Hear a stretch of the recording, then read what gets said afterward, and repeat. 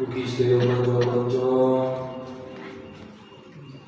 pengurus Masjid Profilin dan Masjid ini kula menawi gadah salah gadah khilaf dosa dumateng panjenengan sedaya kula ngaturaken nuwun agunipun pangapunten.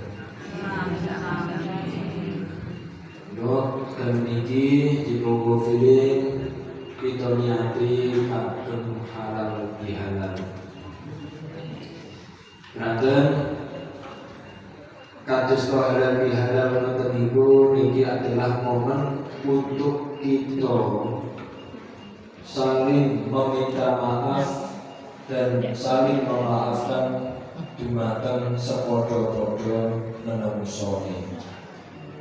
Ranten mirsani dawuh Kanjeng Nabi Muhammad sallallahu alaihi wasallam, man shoma ramadhana imanan wa ihtisaban ghufira lahu ma taqaddama min dhanbihi.